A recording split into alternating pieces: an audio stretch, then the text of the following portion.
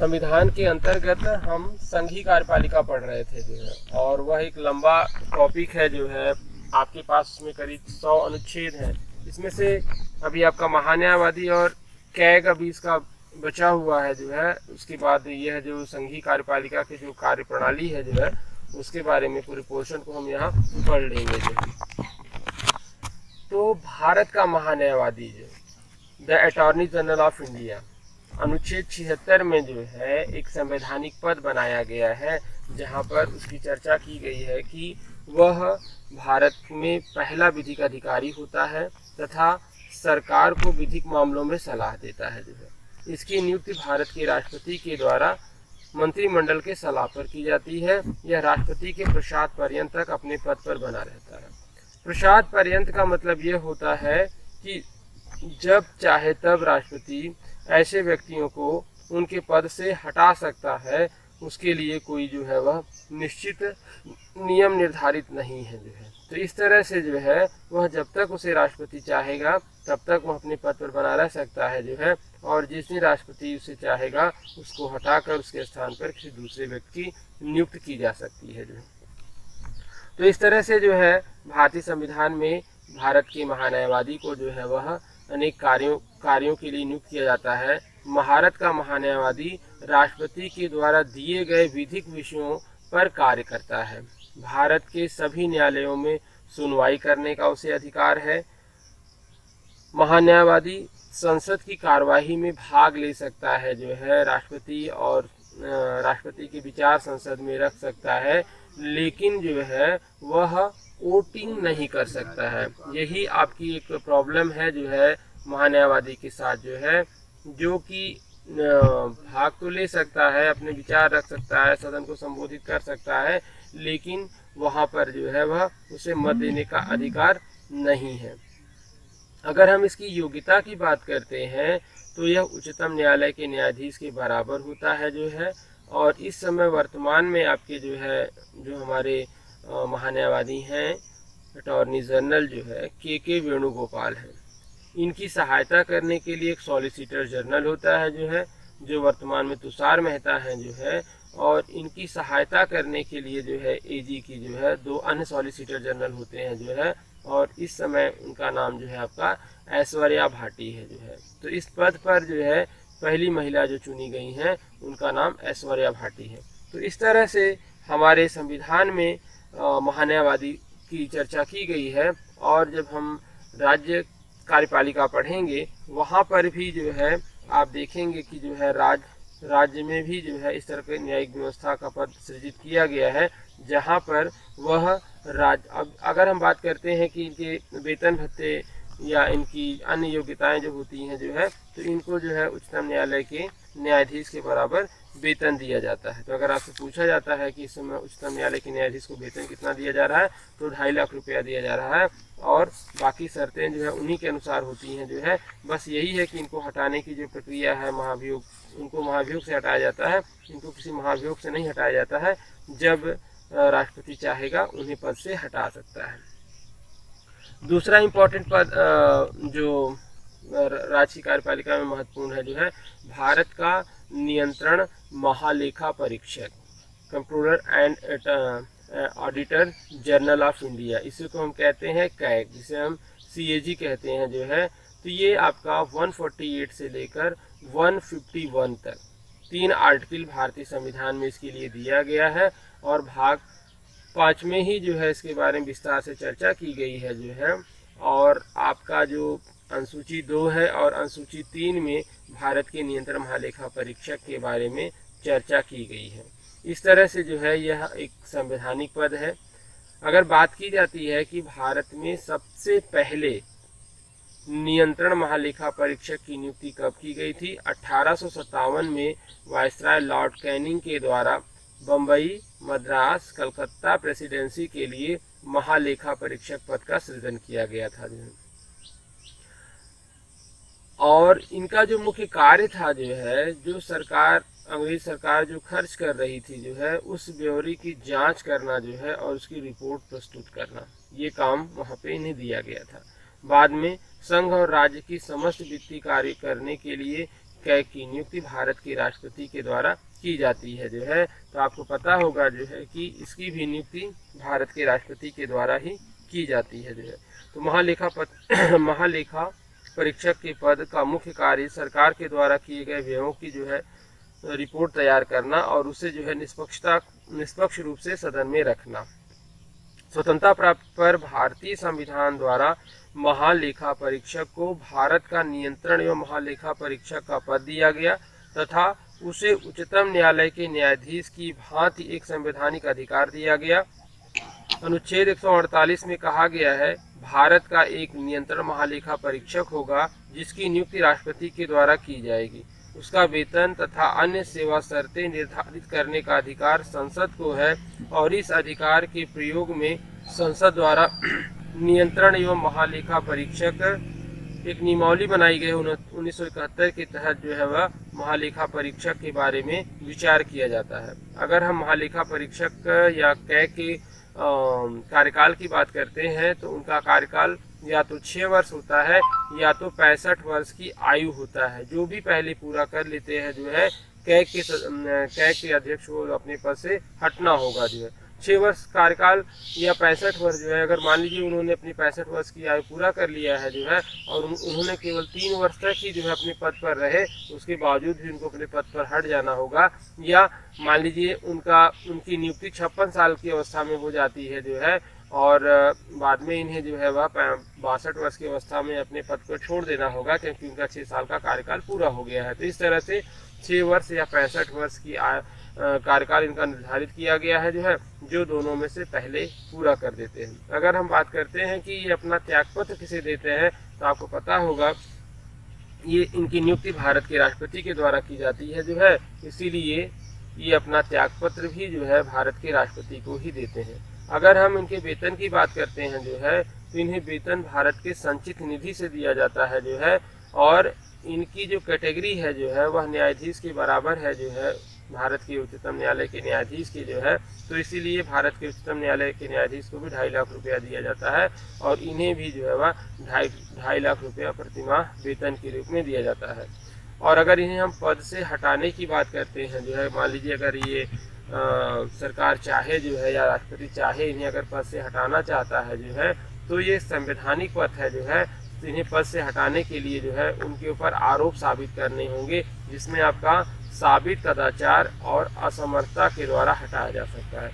तो साबित कदाचार जो है उसका आशय यह होता है कि अगर कोई भी व्यक्ति भ्रष्टाचार में लिप्त है या अपने पद के अनुसार वह जो है वह कार्य नहीं करता है जो है, तो इस अवस्था में उसे जो है वह संसद के द्वारा महाभियोग लाकर हटाया जा सकता है। हालांकि महाभियोग नहीं कहेंगे, जिस तरह से उच्चतम न्यायालय के न्यायाधीश को हटाया जाता है उसी तरह इसे भी हटाया जाएगा। और असमर्थता का मतलब ये होता है जब वह काम करने में असक्षम हो जाता है, उससे कोई जो है शारीरिक व्याधि आ जाती है और जिससे वह सही रूप से काम नहीं कर सकता है। इस दोनों स्थितियों में उसे हटाया जा सकता है। लेकिन जिस व्यक्ति को हटाया जाएगा वह न्यायालय की शरण में जा सकता है जो है, सुप्रीम कोर्ट का दरवाजा खटखटा सकता है जो है। अगर उसे हटाया जाना न्याय संगत नहीं है जो है, तो वह अपने पद पर उसे जो है न्यायालय पुनः बहाल कर सकता है। तो हालांकि अभी तक जो है स्वतंत्रता के इतिहास में किसी भी कैग के ऊपर जो है इस तरह की कोई जो है कार्यवाही नहीं की गई है। अब इन पे प्रतिबंध क्या होता है जो है, सेवानिवृत्ति के बाद राज्य या केंद्र सरकार के अधीन ये कोई भी लाभ का पद धारण नहीं कर सकते। आपको याद होना चाहिए जो है, अक्सर आप देखते हैं कि सेवानिवृत्ति के बाद लोगों को सरकार के द्वारा बड़े बड़े पद दे दिए जाते हैं जो है, लेकिन यहाँ पर क्या है कि यहाँ पर सेवानिवृत्ति हो जाने के बाद राज्य सरकार में किसी भी प्रकार का पद धारण नहीं कर सकते। मुख्य कार्य क्या है देखते हैं इनके हम जो है। देखिए इनके जो मुख्य कार्य और शक्तियों की बात की जाती है, अनुच्छेद 149 है जो है, इसके लिए विस्तार से चर्चा की गई है। नियंत्रण महालेखा परीक्षक के कर्तव्य एवं शक्तियों के बारे में है और इसमें कहा गया है कि नियंत्रण महालेखा परीक्षक संघ और राज्यों के तथा किसी अन्य प्राधिकारी या निकाय के अकाउंट के संबंध में ऐसे कर्तव्य का पालन और ऐसी शक्तियों का प्रयोग करेगा जिन्हें संसद द्वारा बनाई गई विधि के अधीन रहकर वह कार्य करता है। वह भारत तथा प्रत्येक राज्य और प्रत्येक संघ राज्य क्षेत्र में संचित निधि से किए जाने वाले सभी व्यय को वह ऑडिट करता है। आपको पता है राज्य की संचित निधि होती है और केंद्र की संचित निधि होती है जो है। तो इस तरह से जो संचित निधि से जो व्यय किया जा रहा है जो है, उस व्यय की जांच करने का अधिकार, अर्थात वह व्यय सही दिशा में किया गया है या नहीं किया गया है, इसको जांच करने का अधिकार वह आपके कैग को है। संघ तथा राज्य की आकस्मिक निधि और लोक लेखाओं से किए जाने वाले सभी व्यय की सपरीक्षा जांच करता है। आकस्मिक निधि मतलब आपको पता होगा, इस समय हम कोविड-19 के दौर से गुजर रहे हैं जो है, तो सरकार अपने लोगों को बेहतर जीवन देने के लिए जो है, अन्य सुविधाएं प्रदान करने के लिए जो है वह इमरजेंसी फंड बनाती है जो है, या संविधान जब बजट पास किया जाता है उस समय कुछ जो है वह फंड को वहाँ रिजर्व कर दिया जाता है, ज़रूरत पड़ने पर वहाँ से पैसा निकाल कर काम किया जाता है। अगर आवश्यकता पड़ती है जो है तो वहाँ पर पैसा और डाला जाता है जो है। तो इस तरह से आकस्मिक निधि जो है और लोक लेखाओं जो है जो आपका पब्लिक अकाउंट है जो है, उन पब्लिक अकाउंट की जांच करने का अधिकार जो है आपके कैग को है। वह संघ और राज्य की आय और व्यय को ऑडिट करता है। आप जानते हैं कि हमारे आय के साधन क्या क्या है, हमारे व्यय के क्या साधन है, उनकी वह जांच करता है। उससे उसका यह समाधान हो जाता है कि राजस्व के निर्धारण, संग्रहण और समुचित आवंटन हेतु पर्याप्त जांच के लिए उचित प्रक्रिया एवं नियम निर्माण किए जा सकें। आपको पता होगा कि हम जो है किस चीज़ों का उत्पादन कर रहे हैं, किस चीज़ों का हम निर्यात कर रहे हैं, हम कौन से हमारे आय के स्रोत हैं। अगर यह पता चल जाए जो है तो हमें अपनी नीतियां बनाने में जो है वह सहायता होगी। वह संघ तथा राज्य के विभिन्न विभागों द्वारा किए गए सभी व्यापारिक, निर्माण, लाभ तथा हानि लेखाओं की जो है वह सपरीक्षा जांच करता है। वह संघ व राज्य के राजस्व से पोषित सभी निकायों की, सरकारी कंपनियों की तथा अन्य निगमों की जो है जिसका व्यय सरकार के ऊपर है, सभी को वह ऑडिट करता है। तो इस तरह से आप देखेंगे कि जो है हमारे पास जो कैग है जो है उसको कितने अधिकार दिए गए हैं जो है, और वह अपने अधिकारों का प्रयोग करके जो सरकारी धन या संपत्ति का वह सही उपयोग करने की जो है वह प्रक्रिया को वह अपना माने नीति डालता है, जिससे कि सरकारी धन का दुरुपयोग न किया जाए।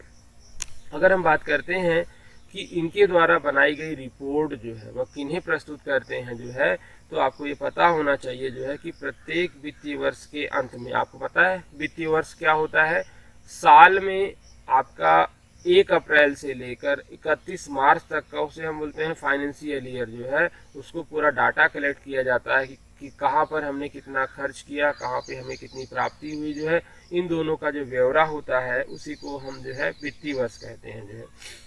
भारत का नियंत्रण महालेखा परीक्षक जो होता है, संघ के लेखाओं संबंधी प्रतिवेदन राष्ट्रपति को प्रस्तुत करता है। कहने का मतलब यहाँ पर यह है कि केंद्र सरकार के द्वारा किए गए खर्च की वह रिपोर्ट राष्ट्रपति को देता है। जो संसद के प्रत्येक, राष्ट्रपति की यह कर्तव्य है कि उस रिपोर्ट को, उसमें किसी प्रकार का कोई छेड़छाड़ नहीं करेगा, उस रिपोर्ट को संसद के प्रत्येक सदन के समकक्ष जैसी रिपोर्ट है उसी तरह से उसको रखा जाएगा। राज्य के अकाउंट की जांच करने के बाद जो है उसका प्रतिवेदन वह राज्यपाल को देता है, राज्यपाल उसे विधानमंडल के समकक्ष रखवाता है। अगर वहाँ विधानमंडल द्विसदनीय है जो है तो 2 सदन के पास रखा जाएगा, अगर विधानमंडल 1 सदनीय है जो है तो वह एक सदन के पास भेजा जाएगा। इस उदाहरण के लिए किसी के पास केवल विधानसभा है, जैसा कि झारखंड में, तो वहाँ पर जो भी कैग के द्वारा रिपोर्ट प्रस्तुत की जाएगी वह सीधे जो है विधानसभा के पास प्रस्तुत की जाएगी, उसके बाद राज्यपाल को दी जाएगी, राज्यपाल उसे विधानसभा के पास रखेगा और उस पर चर्चा की जाएगी। तो इस तरह से संघ और राज्य के लेखाओं संबंधी प्रतिवेदनों को ऐसे प्रारूप में राष्ट्रपति तथा राज्यपाल के समकक्ष प्रस्तुत किया जाता है जो राष्ट्रपति नियंत्रण महालेखा परीक्षक की सलाह के लिए नियत करता है। इसके लिए एक अनुच्छेद दिया गया है 150। नियंत्रण एवं महालेखा परीक्षक की रिपोर्ट केंद्र सरकार के मामले में संसद की लोक लेखा समिति को तथा राज्य के मामले में राज्य विधानमंडल की लोक लेखा समितियों की जांच के लिए सौंपी जाती है जो है। इसीलिए आप देखेंगे जो है कई बार क्वेश्चन आया हुआ है, भारत के नियंत्रण महालेखा परीक्षक को लोक लेखा समिति का मित्र और मार्गदर्शन कहा जाता है। माने जो सरकारी धन है जो है उसका रक्षक कौन होता है, उसका रक्षक जो है वह कैग है, और उसे हम जो है वह सरकारी धन का मित्र और संरक्षक भी कहते हैं। माने गार्जियन भी है और उसका फ्रेंड है जो है, जिससे यह निर्धारित किया जाता है कि वह सरकार के द्वारा सरकार की संपत्ति को जो है वह सही ढंग से प्रयोग करने के लिए सरकार को वह सुझाव देता है जो है, या सरकार ने जो खर्च किया है जो है वह सही दिशा में है कि नहीं जो है, इसकी रिपोर्ट वह संसद में रखता है। अगर हम बात करते हैं कि भारत के पहले कैग कौन थे जो है, तो आपको पता होगा 1948 में से लेकर 54 तक 6 वर्ष जो है पी नरसिंह राव को जो है भारत के पहले कैग बनने का सौभाग्य प्राप्त हुआ जो है, और वर्तमान में जो है भारत के 13वें जो है वह CNG हैं जो है, जिनका नाम राजीव महर्षि है, और 2017 से वे अपने पद पर आसीन है। अगर बात करते हैं 12वें जो है आपके कैग की जो है, माने जो राजीव महर्षि के पहले थे, उनका नाम आपका शशिकांत शर्मा था। तो इस तरह से आपको पहला और सेकेंड लास्ट 2 आपके नाम याद होने चाहिए। वैसे जनरली तो केवल वर्तमान वाला ही पूछा जाता है, लेकिन अगर आप थोड़ा सा डिफिकल्ट क्वेश्चन बनता है तो पहला पूछा जा सकता है, या तो उससे पहले का पहला पूछा जा सकता है। तो आपको 13 याद नहीं करने हैं, लेकिन आपको थोड़ा सा ये रखना है ध्यान जो है कि इससे पहले वाले जो है लास्ट और फर्स्ट में जो है और उससे एक क्रम पहले की जो है चीज़ें हमें पता होनी चाहिए। चलिए, अब ये तो रहा केंद्र की जो है कार्यपालिका। तो केंद्र की कार्यपालिका में अभी हमें न्यायपालिका भी पढ़नी है। तो न्यायपालिका हम एक साथ पढ़ेंगे, सुप्रीम कोर्ट, हाई कोर्ट और उसके बाद जो है जिला न्यायालय जो है उसको हम लोग एक साथ पढ़ेंगे, इसलिए न्यायालय को हम अलग रखेंगे। अब हम देख लेते हैं राज्य की कार्यपालिका। अब ये राज्य की कार्यपालिका क्या है, इसके बारे में हम चर्चा करते हैं। यहाँ पर जो है देखिए, जिस तरह से हमारे पास केंद्र की कार्यपालिका है, उसी प्रकार से हमारे पास जो है वह राज्य की कार्यपालिका है। जिस तरह से संसद कार्यपालिका को वहाँ पे इम्पोर्टेंट रोल है, तो इस तरह से आप जिस देखते हैं कि कार्यपालिका है, विधायिका है, न्यायपालिका है, उसी तरह से विधानमंडल में भी राज्य की कार्यपालिका होती है, राज्य की न्यायपालिका होती है, फिर राज्य की विधायिका होती है। वह राज्य के लिए नियम कानून बनाती है, वह केंद्र के लिए नियम कानून बनाती है। तो भाग 5 में केंद्र की चर्चा की गई है और भाग 6 में आपके राज्य की चर्चा की गई है। तो यहाँ पर हम जानते हैं कि हमारे संविधान के अनुच्छेद 1 में ही, जहाँ पर हमारे संविधान का श्री गणेश हो रहा है, वहाँ पर कहा गया है भारत अर्थात इंडिया राज्यों का एक संघ होगा। यूनियन ऑफ स्टेट शब्द का यूज किया गया है जो है, और वहाँ पर किसकी चर्चा किया गया है, भारत या इंडिया की चर्चा किया गया है। तो अगर हम अनुच्छेद 1 की बात करते हैं, भाग 1 में राज्य और केंद्र शासित प्रदेशों की चर्चा की गई है जो है, तो आप देखेंगे कि हमारे पास वर्तमान में 28 राज्य और 8 केंद्र शासित प्रदेश हैं। तो भाग 6 में केवल यहाँ राज्यों की चर्चा की गई है जो है, इसीलिए यहाँ पे राज्य की कार्यपालिका के बारे में बताया गया है। उसके बाद वाले भाग में जो है हम लोग देखेंगे जो है, वहाँ पर केंद्र शासित प्रदेशों की कार्यपालिका के बारे में बताया गया है जो है। तो जहाँ पर जो है विधानसभा है, उन सभी की कार्यपालिकाओं का अध्ययन हम यहाँ पर करेंगे। तो भाग 6 का जो अनुच्छेद 152 है, वहाँ से लेकर 237 तक कार्यपालिका है, विधायिका है और न्यायपालिका की चर्चा की गई है। कहने का मतलब यह है कि 214 से लेकर 233 तक आपका हाई कोर्ट भी दिया गया है, और 233 से 37 तक जो है जिला न्यायालय की चर्चा यहाँ पर की गई है। थोड़ा सा टेरिटरीज के नियम कानून अलग होते हैं, जहाँ पे विधानसभाएं नहीं है, इसलिए उसकी चर्चा थोड़ा हम अलग से करेंगे जो है। तो ये होगा कि जो राज्य की कार्यपालिका में जो मिक्सअप होता है, जो थोड़ा सा अंतर है, उसे हम अच्छे से समझ सकते हैं। इसीलिए हम क्या करेंगे जो है, यहाँ पर हम राज्य की कार्यपालिका पढ़ने के बाद हम उसको केंद्र शासित की कार्यपालिका, उसको हम लोग थोड़ा अलग से पढ़ लेंगे, तो दोनों के बीच अंतर समझ में आ जाएगा। तो भाग 6 में कार्यपालिका, राज्य कार्यपालिका की चर्चा किया गया, इसलिए इसे राज्यों का संविधान कहा जाता है। और भाग 5 को जो है संघ का संविधान कहा जाता है।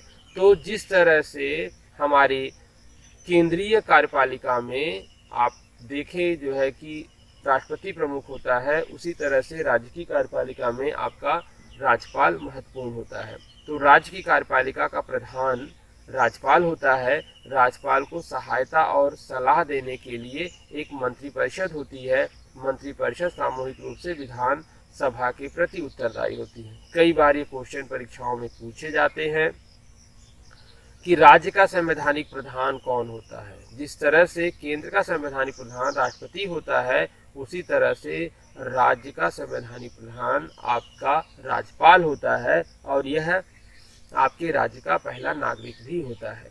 अब राज्यपाल अपनी शक्तियों का जो उपभोग करता है, अपने जो कार्यों का उपभोग करता है, उसके लिए एक मंत्रिपरिषद होती है, और वही मंत्रिपरिषद जो उसे कार्य करने का जो स्वरूप प्रदान करती है, उसी के आधार पर वह कार्य करता है। राष्ट्रपति की तरह से यह भी स्वतंत्र नहीं है कि अपनी इच्छाओं से किसी की भी नियुक्ति कर दे या किसी के साथ कुछ भी कर सकता है, ऐसा नहीं है। इसे मंत्रिपरिषद जो भी सलाह देगी, जो भी कार्य करने का निर्देश देगी, उसी तरह से ये कार्य करेगा। इस तरह से भारत के संघ के समान राज्यों में भी संसदीय शासन प्रणाली को अपनाया गया है। अंततः राज्य कार्यपालिका का संवैधानिक प्रमुख राज्यपाल होता है। राज्य के सभी कार्य उसके नाम से किए जाते हैं। राज्यपाल को सहायता और सलाह देने के लिए एक मंत्रिपरिषद होती है। राज्यपाल मंत्रिपरिषद की सलाह के अनुसार कार्य करता है, और मंत्रिपरिषद सामूहिक रूप से विधानसभा के प्रति उत्तरदायी होती है। अंततः संवैधानिक रूप से राज्य की कार्यपालिका राज्यपाल में निहित होती है, लेकिन वास्तविक शक्तियां मंत्रिपरिषद में निहित होती हैं। अब देखते हैं कि राज्यपाल की नियुक्ति कैसी होती है। तो आपको ये पता होना चाहिए कि एक राज्य का एक राज्यपाल होता है, लेकिन आपको यह भी हमारे संविधान में दिया गया है कि 2 राज्यों का एक राज्यपाल नियुक्त किया जा सकता है। तो राज्यपाल की नियुक्ति का जो प्रावधान है, इसके लिए अनुच्छेद आपका 155 दिया गया है। राष्ट्रपति जो है राज्यपाल की नियुक्ति करता है। राज्यपाल का पद एक स्वतंत्र संवैधानिक पद है, जो ना तो केंद्र के अधीन होता है, ना ही राज्य के नियंत्रण में। और राज्यपाल राष्ट्रपति के प्रसाद पर्यंत तक अपने पद पर बना रहता है। अगर हम बात करते हैं कि क्वालिफिकेशन क्या होने चाहिए गवर्नर के लिए, या योग्यताएं राज्यपाल के लिए क्या होनी चाहिए, तो पहली चीज़ तो ये है कि वह भारत का नागरिक हो। सभी योग्यता के लिए भारत का नागरिक होना जरूरी है। उसकी आयु 35 वर्ष से कम ना हो। ये चीज़ याद होनी चाहिए जो है कि 35 वर्ष से अधिक हो सकता है, लेकिन कम नहीं हो सकता है। वह विधानमंडल का सदस्य ना हो और किसी लाभ के पद पर ना हो। अगर वह विधानमंडल का सदस्य है तो वह उसे त्याग पत्र दे देगा जो है चुने जाने के बाद जो है। तो इस तरह से आप देखेंगे जो है कि इसके बारे में इन योग्यताओं की चर्चा की गई है। अगर हम उसके कार्यकाल की बात करते हैं जो है, तो अनुच्छेद 156 के अनुसार राज्यपाल राष्ट्रपति के प्रसाद पर्यंत तक अपने पद को धारण कर सकता है। देखिए, प्रसाद पर्यंत शब्द यूज किया गया है। इसका मतलब ये है कि राज्यपाल को राष्ट्रपति चाहे जब भी उसके पद से हटा सकता है। जो है राष्ट्रपति को जब लगे कि राज्यपाल को बदलना है तो वह बदल सकता है। इसलिए आप देखते हैं कि जब सरकारें चुनकर आती हैं तो राज्यपाल के खूब तबादले किए जाते हैं या दूसरे राज्यपालों की नियुक्ति की जाती है। तो इस तरह से राज्यपाल की कोई जो है नियति अवस्था माने कि कार्यकाल की कोई निश्चितता नहीं होती है, लेकिन हमारे संविधान में उनके अधिकतम कार्यकाल को 5 वर्ष दिया गया है कि 5 वर्ष के बाद उन्हें अपने पद से हटाया जा सकता है। लेकिन आप देखते हैं इस समय राज्यपाल का पद इतना ज़्यादा राजनीतिकरण कर दिया गया है कि अक्सर विवादों में बना रहता है, क्योंकि राज्यपाल जो सरकार केंद्र में होती है वह अपने लोगों को राज्यपाल बनाती है, और जब राज्य में कोई अलग केंद्र की सरकार बनती है तो अक्सर मतभेद देखने को मिलते हैं। अभी आपने एमपी में ये घटना देखी, अब ये घटना राजस्थान में घटने वाली है और महाराष्ट्र और कर्नाटक इसके शिकार पहले ही हो चुके हैं जो है। और कई परीक्षाओं में राज्यपाल को इसको लेकर क्वेश्चन भी पूछे जाते हैं। यहाँ तक कि जो है बिहार पीसीएस में राज्यपाल को केंद्र का एजेंट केंद्र का एजेंट कहने के कारण जो है वह काफ़ी विवाद हुआ था। बाद में वहाँ की लोक सेवा आयोग को अपने परीक्षा से इस प्रश्न को ही निकालना पड़ा। तो इस तरह से राज्यपाल राजनीति से प्रेरित होकर कार्य नहीं करना चाहिए, बल्कि उसे अपने संवैधानिक पद और गरिमा पूर्ण कार्य करना चाहिए। इसलिए आप देख रहे हैं वहाँ दिया है साफ साफ कि वह विधानसभा का सदस्य नहीं होता है, ना ही वो किसी पार्टी का सदस्य होता है जो है, जिस तरह से राष्ट्रपति होता है, क्योंकि वह सभी का राज्यपाल होता है जो है। कहने का मतलब जो सत्तासीन पार्टियां हैं, जो सत्ता के बाहर है, उसको एक निष्पक्ष होकर जो है मुखिया की भूमिका का निर्वहन करना चाहिए। तो राज्यपाल का कार्यकाल समाप्त होने के बाद जब तक नया राज्यपाल नहीं आ जाता है तब तक वह अपने पद पर बना रहेगा। दो राज्यों का एक राज्यपाल हो सकता है। आपको पता होगा ये हमारा संवैधानिक प्रधान होता है, तो घर के मालिक का पद एक क्षण के लिए भी खाली नहीं होता है। जब मालिक जाता है जो है तो वह अपना पद जो है घर में किसी बड़ी बहू या कोई विशेष पर्सन को देकर जाता है।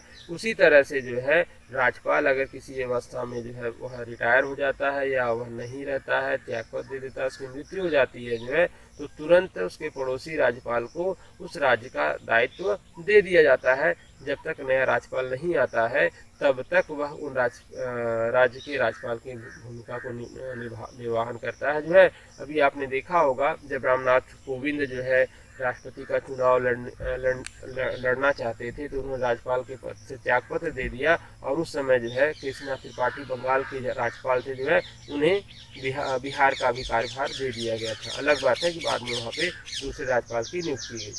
अगर हम बात करते हैं राज्यपाल के वेतन और भत्ते क्या होते हैं जो है, तो राज्यपाल को जो वेतन दिया जाता है वर्तमान में 3.5 लाख रुपया मासिक वेतन दिया जा रहा है, और यह वेतन उन्हें राज्य की संचित निधि से दिया जाता है जो है। इससे पहले जो राज्यपाल का वेतन था वह 1,10,000 रुपया था जो है, और जब वह 2 राज्यों का राज्यपाल होगा जो है तो राष्ट्रपति संसद के द्वारा जो विधि से उसकी जो है वेतन को निर्धारित किया जाएगा, उससे वह वेतन उसे प्रदान किया जाएगा। इसके लिए आपका एक अनुच्छेद है 158 में, इसके बारे में विस्तार से चर्चा की गई है।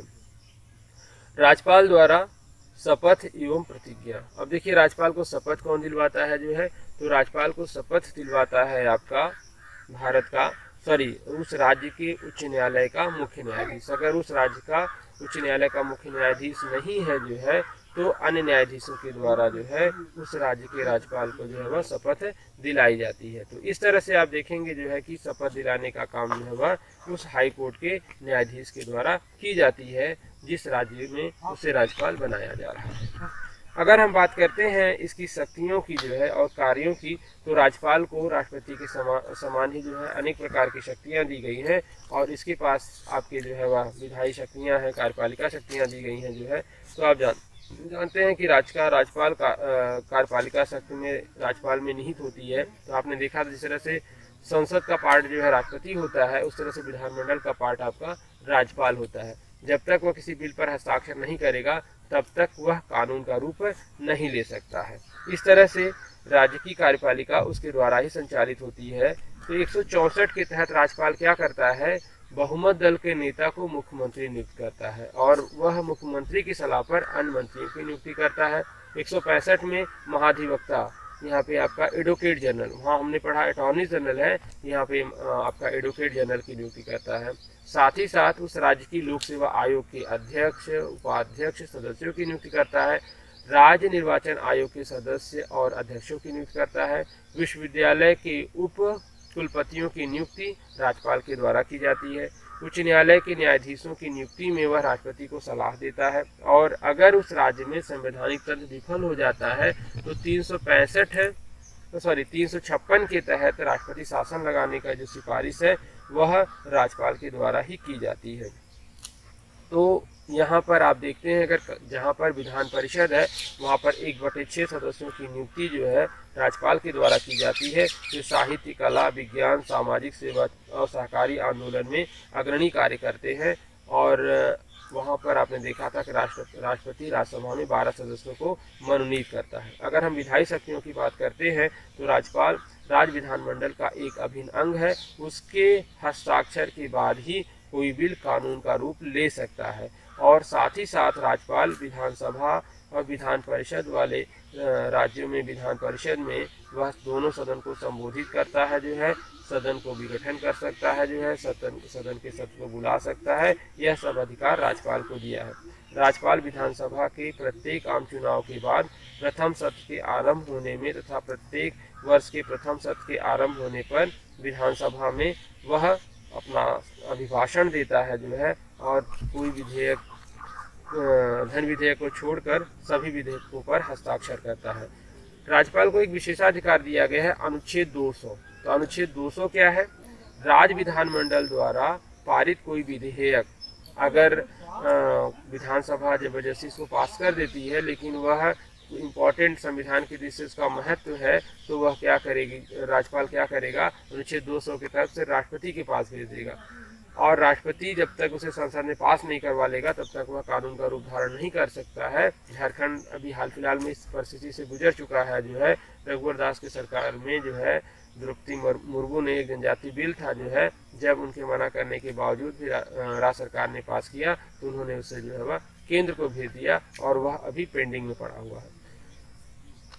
राज्यपाल को अध्यादेश जारी करने की शक्तियां दी गई हैं। तो 213 के तहत जो है विधानसभा अगर कार्य रूप में नहीं है तो राज्यपाल कानून बनाने की शक्तियां रखता है। राज्यपाल को भी क्षमादान का अधिकार दिया गया है 161 के तहत, जो है, लेकिन उसे यहाँ पे जो क्षमादान का अधिकार दिया है, राष्ट्रपति मृत्युदंड को माफ कर सकता है, लेकिन राज्यपाल जो है वह मृत्युदंड को माफ नहीं कर सकता है, लेकिन वह किसी की सजा को कम कर सकता है, जो है किसी की सजा को जो है वह पूरी तरह समाप्त कर सकता है। यह अधिकार जो है वह राज्यपाल को दिया गया है। तो इस तरह से जो है राज्य की कार्यपालिका में राज्यपाल की महत्वपूर्ण भूमिका होती है।